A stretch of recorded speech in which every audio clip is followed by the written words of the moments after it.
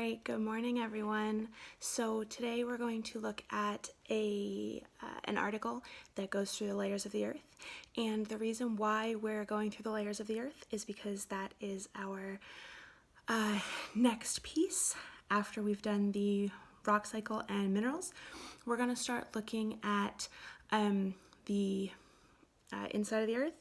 And after we look at the layers of the earth, we're going to start looking at how the layers of the earth explain the different phenomena that we see every day. Well, maybe that we don't see every day, but we're going to start looking at things like earthquakes, volcanoes, but we need to look at the layers of the earth before we talk about that, so that once we do start talking about that, we can start talking about it in terms of the layers of the earth. So we need to understand what they are first. So let's look at our article. Like I said before, I'm going to be looking down a little bit because my computer's below me, or at least below the camera, so I'm going to be looking down to read. But I want you to have downloaded the article first before you watch the video, so please make sure you've done that so that you can read along with me, okay? So our article is called Earth Layer by Layer, and it's sizzling heat, unimaginable pressure, and some surprise diamonds.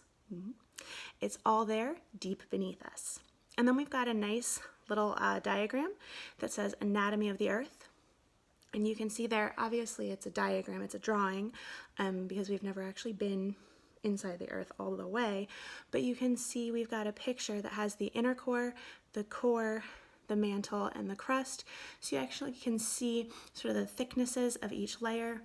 You can see the crust is the thinnest, and then you have the mantle, the outer core, and the inner core. So let's actually go through. We can see the caption of the picture says, "Scientists understand much about Earth's structural layers, the inner core, mantle, and crust, yet there are still great mysteries to solve about our planet's inner workings."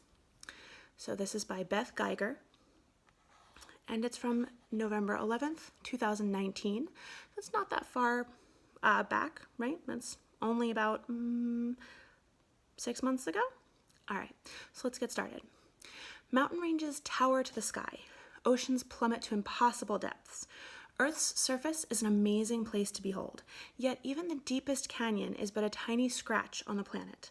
To really understand Earth, you need to travel 6,400 kilometers or 3,977 miles beneath our feet, which is crazy. That's like more than the entire way across our whole country. Okay, starting at the center, Earth is composed of 4 distinct layers. So that means 4 different layers.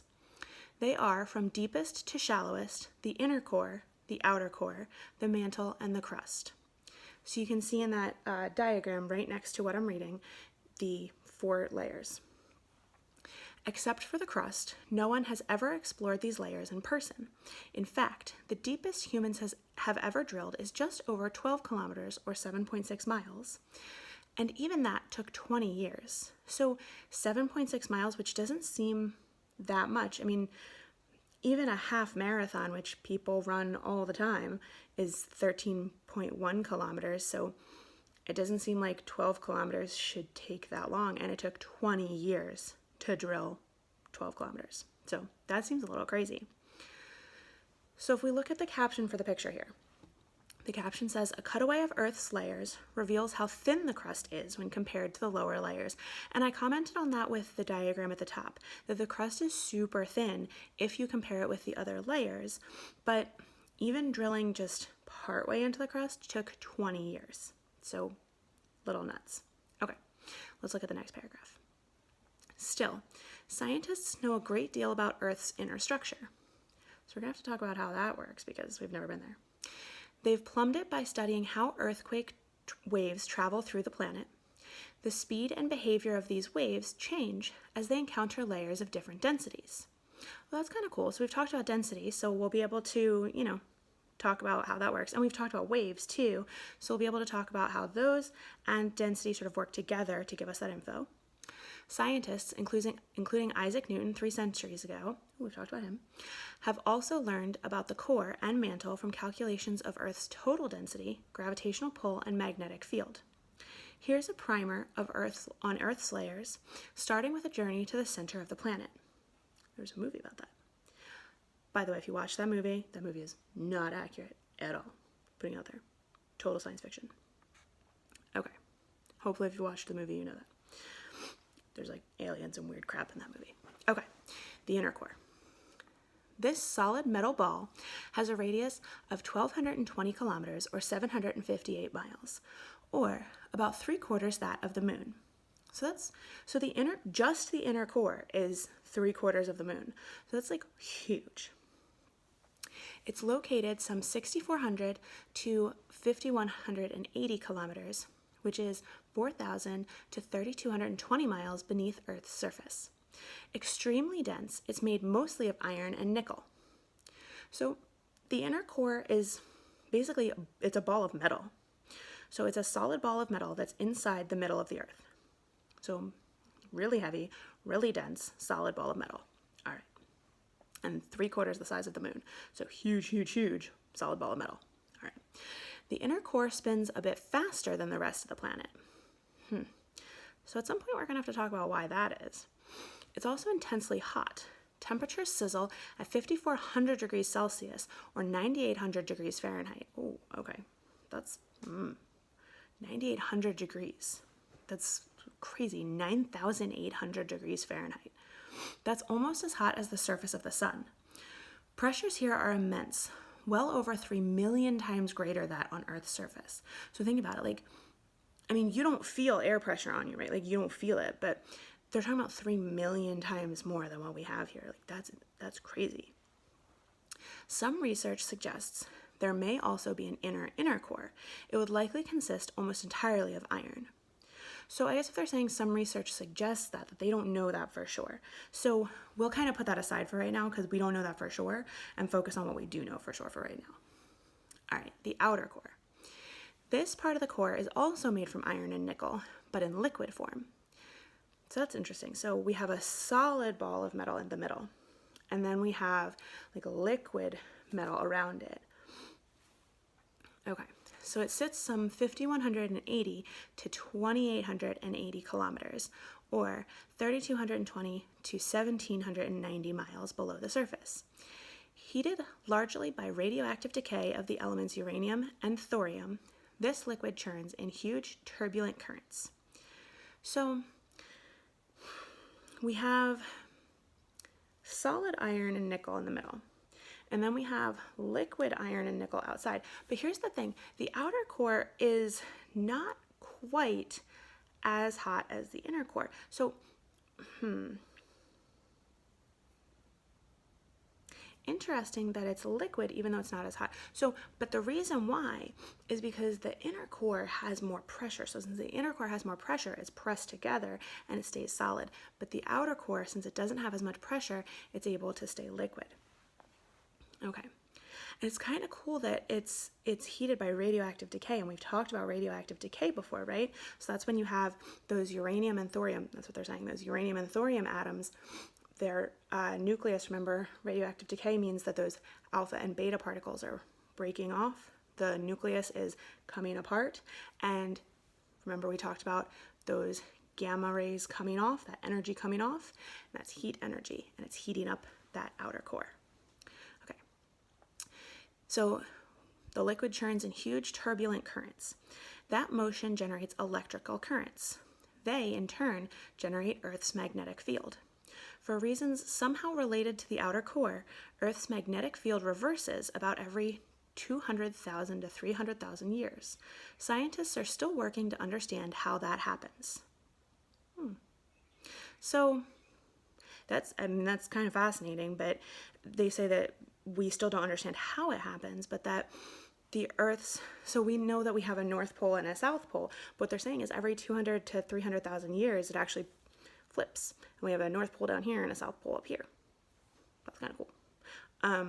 We don't know why, but every 200 to 300,000 years, it just flips around. Kind of cool. We don't know why, but it does. Okay, the mantle. At close to 3,000 kilometers, or 1,865 miles thick, this is the Earth's thickest layer. It starts a mere 30 kilometers, or 18.6 miles beneath the surface. So the mantle is actually really close to the surface. And when they were drilling through the crust, remember at the beginning we talked about how they were drilling through the crust, they almost got to the mantle, right? They were pretty close. Made mostly of iron, magnesium, and silicon, it is dense, hot, and semi-solid. Think caramel candy. That makes me want caramel candy now. Like the layer below it, this one also circulates. It just does so far more slowly. Well, that kind of makes sense, right? Because caramel candy is like really thick and gooey. So if caramel candy was going to like circulate around in a circle, it would go like really slow, because caramel candy doesn't like flow really easily. So caramel candy would have to be like really slow, but it would still move. So that makes sense. Okay, so near its upper edges, somewhere between about 100 and 200 kilometers, or 64 to 124 miles underground, the mantle's temperature reaches the melting point of rock. Oh, we talked about that in the rock cycle, right? So the rock has to melt in order to be magma, and that's how we get lava that comes out of a volcano. Okay. Indeed, it forms a layer of partially melted rock known as the asthenosphere. Geologists believe this weak, hot, slippery part of the mantle is what Earth's tectonic plates ride upon and slide across. I guess that makes sense. And we're going to talk about tectonic plates shortly, but what we want to know for now is that the tectonic plates, if we don't know what they are, tectonic plates are essentially, they're like big, almost like puzzle pieces that the crust is made up of, and they sit on the mantle and they ride on that current that gooey caramel makes up. And we'll talk about what happens when the tectonic plates like hit each other and come apart. We'll talk about that a little later. Probably next week, but maybe later this week, but we'll talk about it later. Okay. Diamonds are tiny pieces of the mantle we can actually touch. Most form at depths above 200 kilometers or 124 miles, but rare super deep diamonds may have formed as far down as 700 kilometers or 435 miles below the surface. These crystals are then brought to the surface in volcanic rock known as kimberlite. So that's kind of cool. So I didn't know that. So diamonds are actually formed in the mantle, which so we know diamonds are minerals, right? We talked about that when we talked about minerals. Diamonds are the hardest minerals. But I didn't know that diamonds were formed, some of them are 435 miles below the surface, and then like they come up in volcano. I didn't know they were formed that deep down. That's really awesome. So diamonds are like parts of the mantle, and then they come out. That's really cool. Okay, the mantle's outermost zone is relatively cool and rigid. It behaves more like the crust above it. Together, this uppermost part of the mantle layer and the crust are known as the lithosphere. So, okay, the asthenosphere is that part that like moves around, and then the lithosphere is sort of like a stiffer part that kind of works with the crust. Okay, so just some vocab there. All right, so let's talk about the crust, which is the part that we live on. Earth's crust is like the shell of a hard-boiled egg. It is extremely thin, cold, and brittle compared to what lies below it. Okay, so like the shell of a hard-boiled egg is a really good metaphor then. No, they use a simile there because they use the word like. Okay, so the crust is made of relatively light elements, especially silica, aluminum, and oxygen. It is also highly variable in its thickness.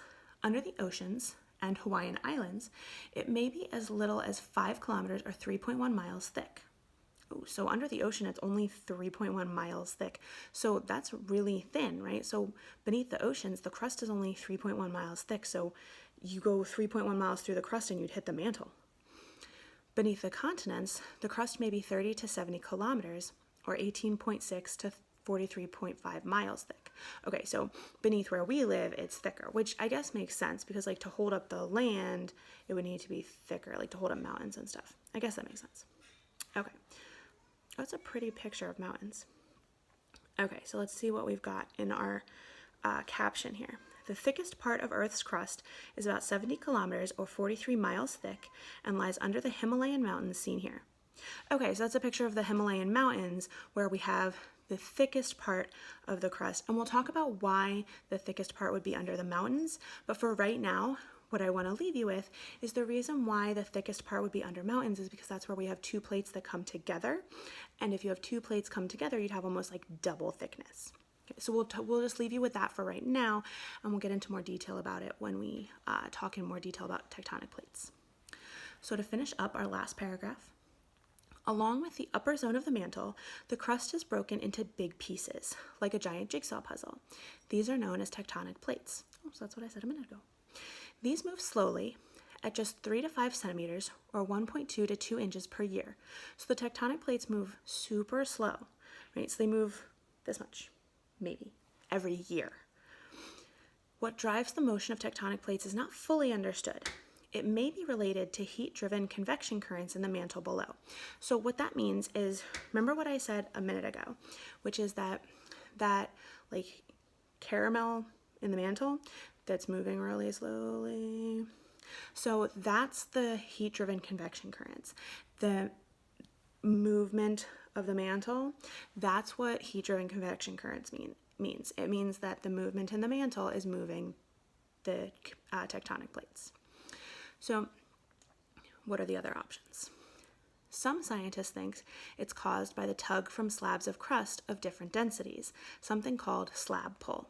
So that means that like a light one might be pulled along by a heavier one.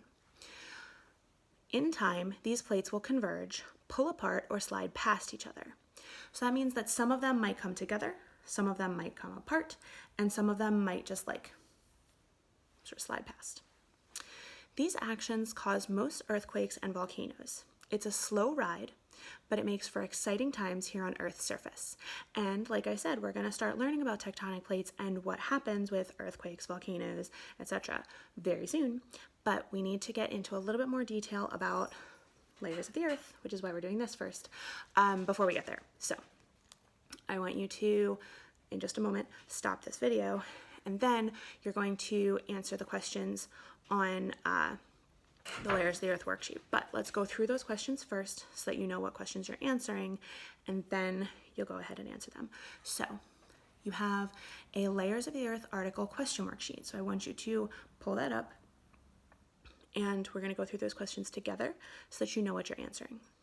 All right, so you should have downloaded that from Google Classroom, and if you haven't, please pause the video to go get that worksheet, and I'm going to go through the questions with you. Okay, so pause the video if you haven't gotten the question sheet yet. All right, so welcome back if you paused the video. All right, let's go through the questions together so that you know what I'm asking you. So the directions say once you've watched the video and read the article along with me in the video, answer the questions below in complete sentences. And please, I am asking you to answer in complete sentences for a reason. I want you to practice your writing. So those of you who have been giving me one-word answers, you might notice that you're not getting full credit. That's why. Please answer in complete sentences. I am taking off points if you are not doing so. All right, this is your warning. Complete sentences. All right, I'm taking off points if you're not doing it. Okay, so let's go through the questions. Number 1, why do you think no one has explored the layers of the Earth other than the crust?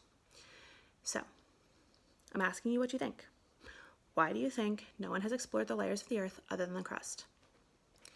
For number 2, and again, complete sentences.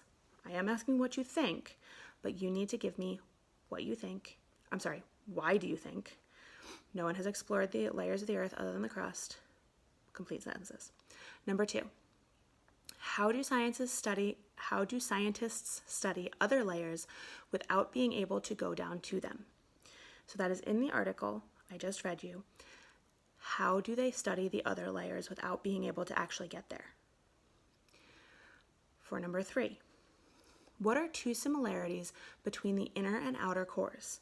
There's more than 2, but what are 2 similarities between the inner and outer cores? And again, complete sentences, please. Do not just bullet point, complete sentence. What are 2 similarities? You can give me more than 2, but at least 2 similarities between the inner and outer cores.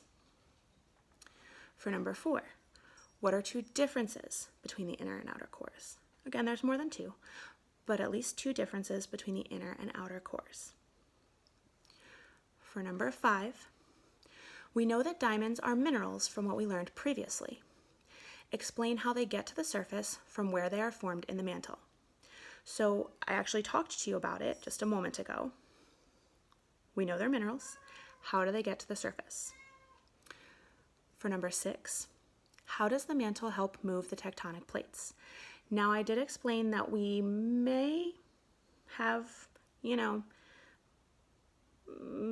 may be wrong about that. There are other theories as to how the tectonic plates move, but the mantle moving the tectonic plates is one theory. So I want you to tell me how the mantle helps move the tectonic plates. For number 7, tell me, what are the tectonic plates?